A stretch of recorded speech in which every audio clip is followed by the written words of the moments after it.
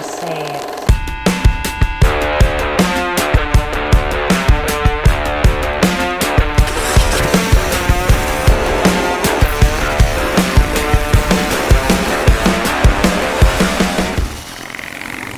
Wahai orang-orang penting, kembali lagi di Ngobrol Penting bersama Bang Pablo Benua Ya.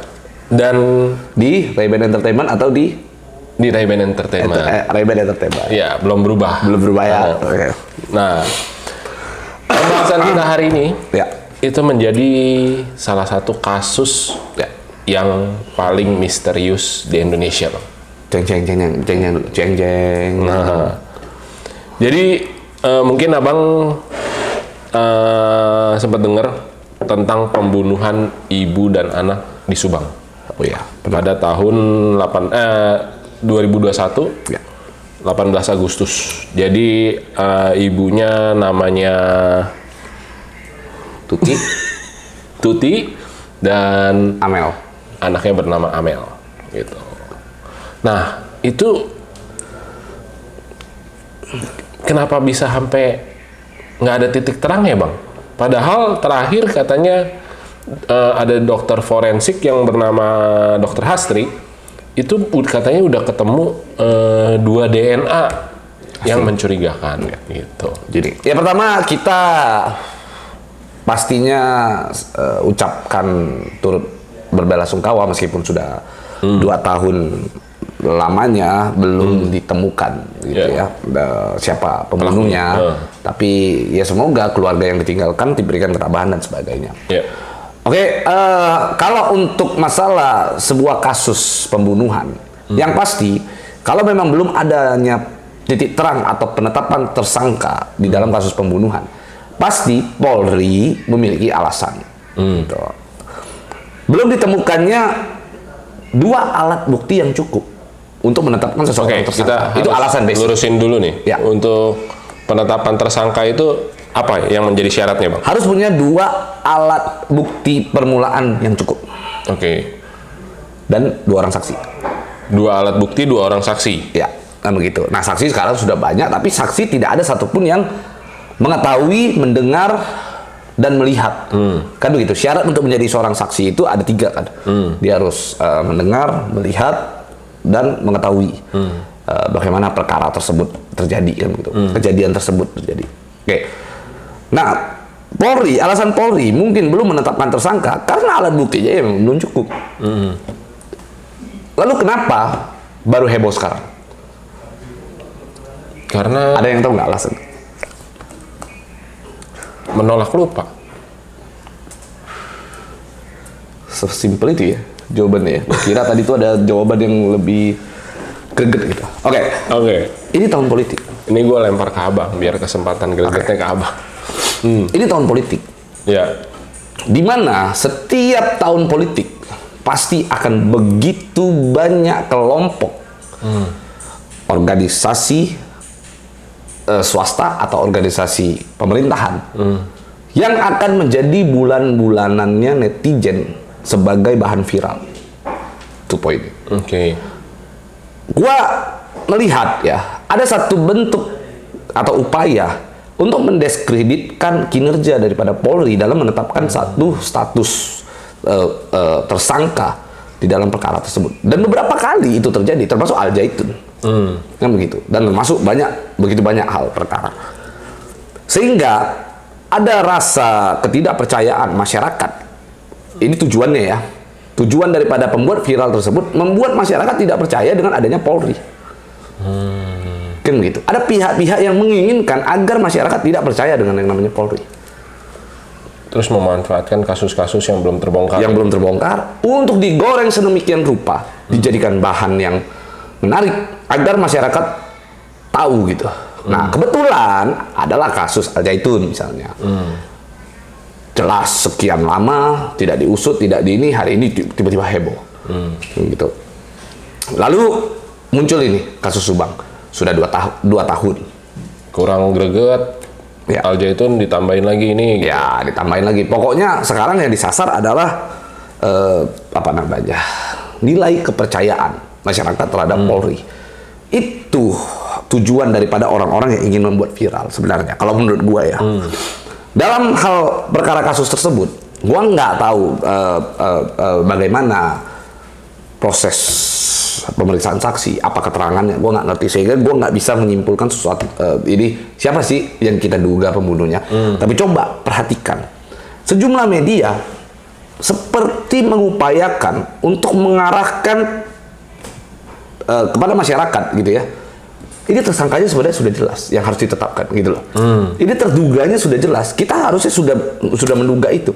Ada seperti narasi yang dibuat supaya masyarakat tahu bahwa ini jelas, tapi Polri nggak kerjakan, gitu loh. Oke.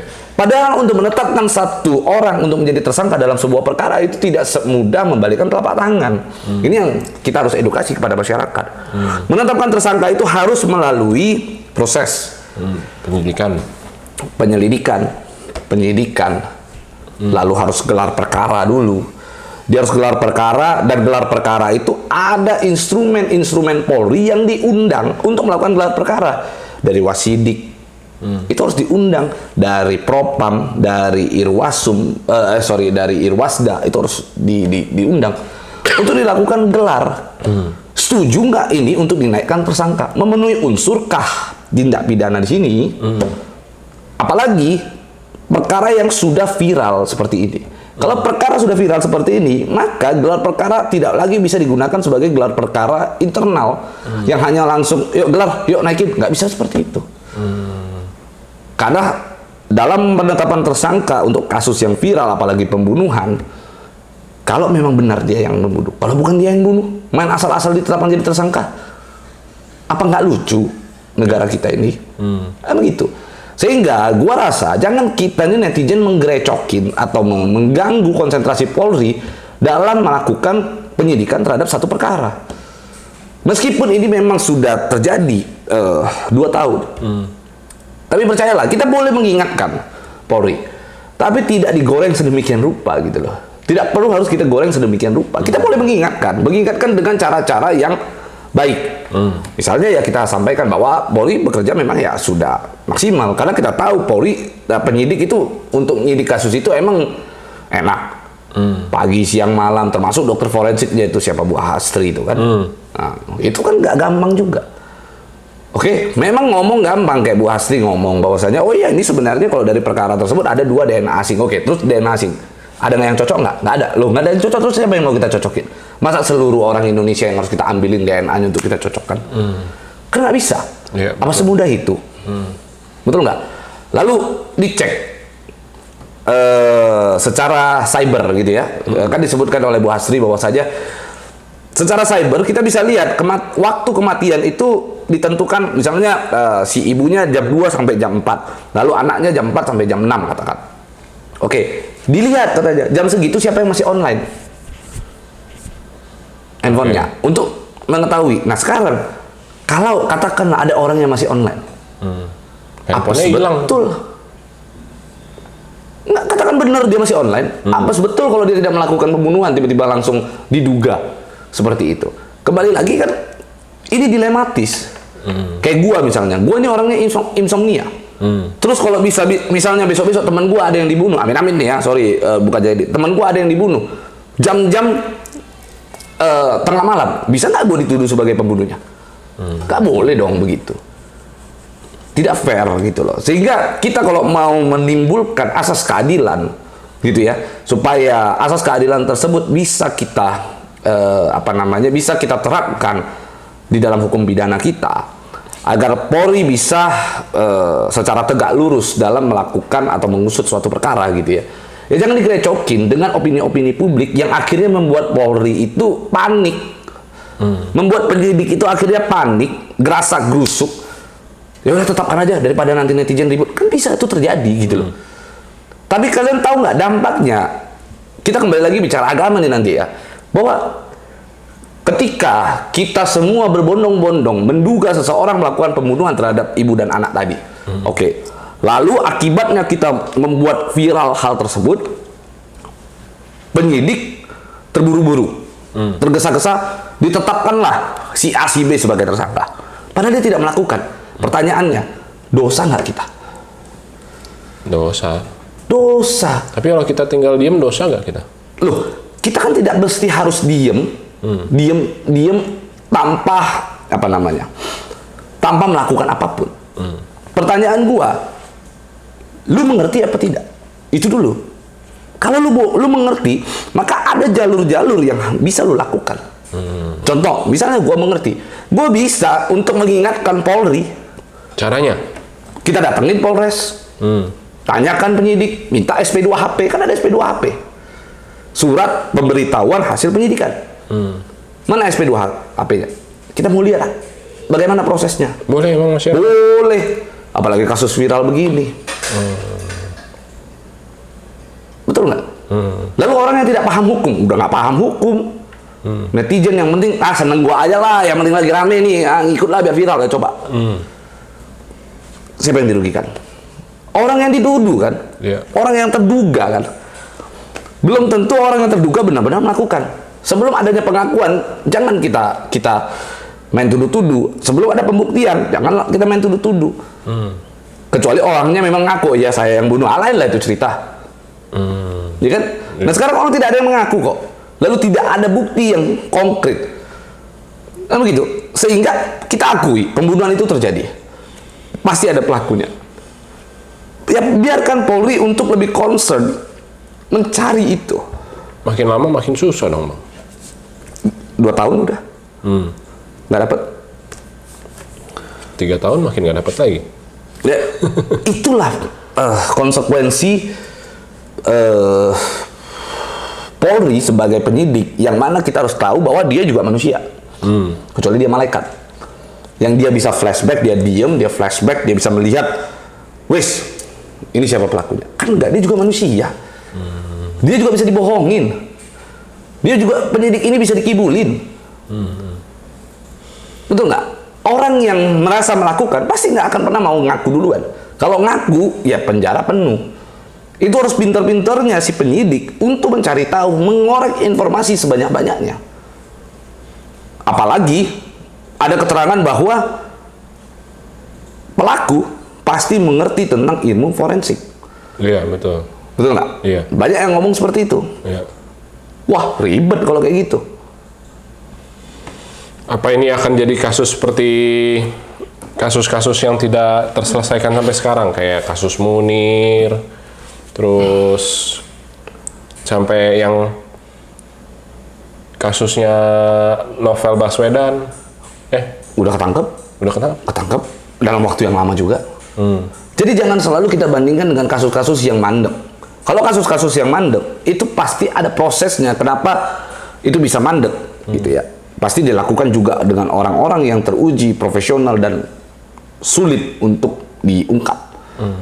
Nah sekarang kalau kondisinya seperti ini, gitu ya, kondisinya seperti ini, apalagi sudah 2 tahun, ini makin sulit. Kalian mau desak nih, ini ya, kita masyarakat rame-rame desak Polri. Sekarang, ayo sidik, ayo sidik. Tadi lu bilang makin lama makin sulit. Ya sekarang 2 tahun udah jelas sulit. Jadi pihak keluarga harus terima. Gimana? Sekarang begini, terima apa tidak, tapi kita harus tahu basicnya adalah seseorang meninggal ya memang itu sudah ajalnya, itu poinnya. Ya tanpa gua mengatakan yang lain-lain, tapi kita harus dukung Polri untuk bekerja lebih concern dalam mencari penyidikan. Kalau kita mendapatkan informasi nih bahwa saja itu ada 2 DNA asing, lalu cyber, ya Polri silakan lakukan, lanjutkan perkara tersebut. Tapi ya sudah, tapi lu lihat nggak ada di TikTok nih ya, ini paling kocak yang gua nggak tahu itu dari siapa gitu ya. Membuat satu video seolah-olah ada orang yang kesurupan, bilang katanya itu anaknya. Lalu dia tiba-tiba nyebut ayah tega, itu kan seolah-olah mengarahkan wah ayahnya pelaku, kan nggak boleh begitu. Kalaulah memang itu ayahnya yang melakukan, kalau bukan ayahnya melakukan, apa nggak dosa setengah mati itu? Iya. Seperti itu, main tuduh-tuduh, menghukum seseorang yang tidak bersalah.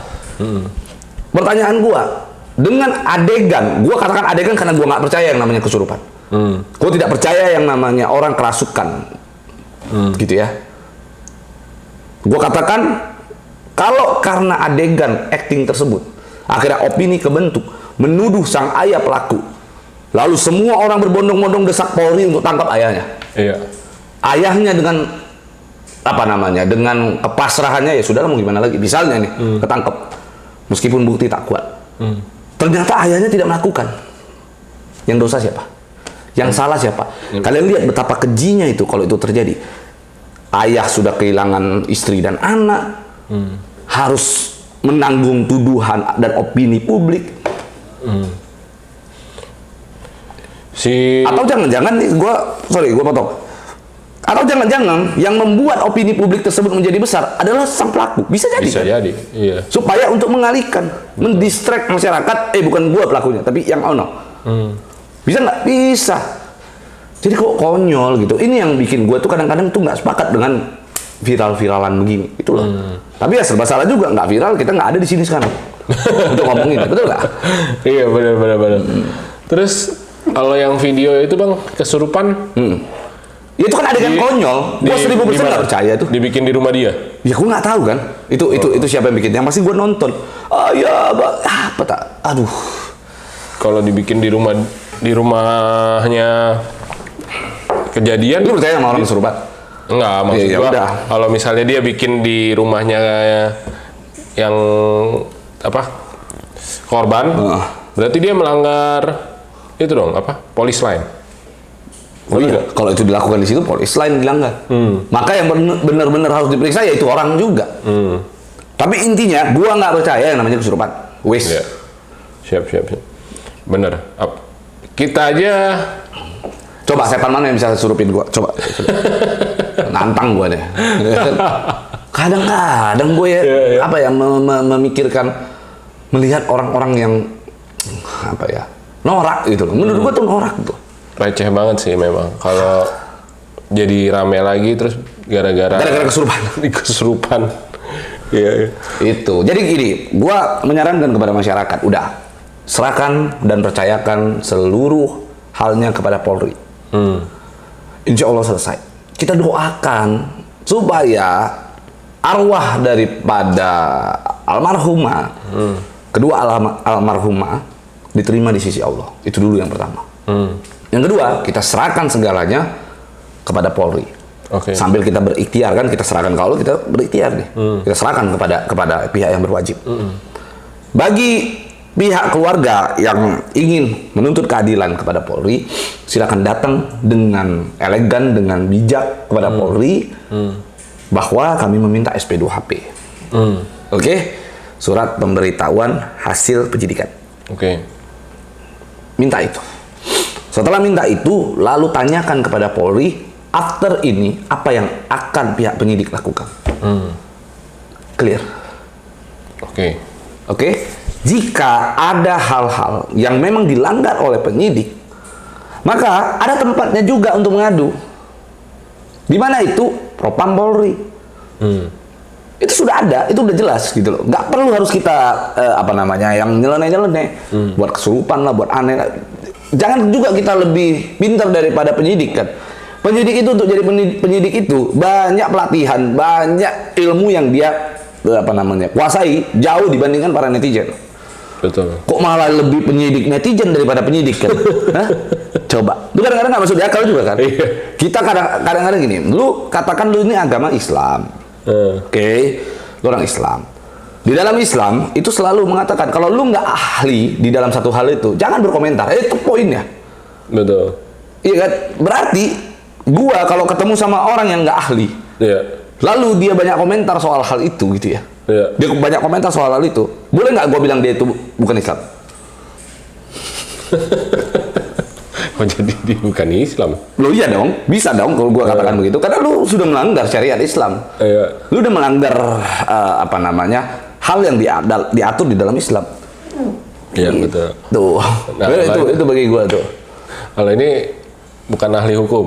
Loh, banyak netizen itu kan bukan ahli hukum, apalagi di dalam hukum tidak mengenal yang namanya kesurupan untuk dijadikan alat bukti. Nggak lebih konyol itu. Sorry ya, gua bukannya ngomong apa-apa ya. Tapi ya, aduh, sangat disayangkan video tersebut itu bisa viral. Gitu. Betul. Yang pada akhirnya banyak pula netizen yang mungkin percaya sama hal itu. Gitu. Sayang kan? Sayangnya sih di Indonesia ya masih sangat banyak sekali yang percaya dengan hal-hal mistis seperti itu ya, Bang. Iya, makanya setahu gua dari gua TK, PAUD lah ya, PAUD, SD, SMP, SMA gitu ya, sampai gua kuliah, sampai gua lulus S1 sarjana gitu ya. Gua belum pernah ada ilmu kesurupan tuh gimana sih?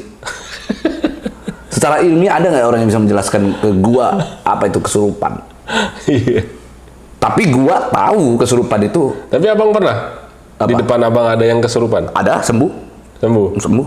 Ada caranya. Ditiup? Gua nggak percaya dengan kesurupan. Tapi kalau ada orang yang mengaku kesurupan suruh depan gua pasti sembuh.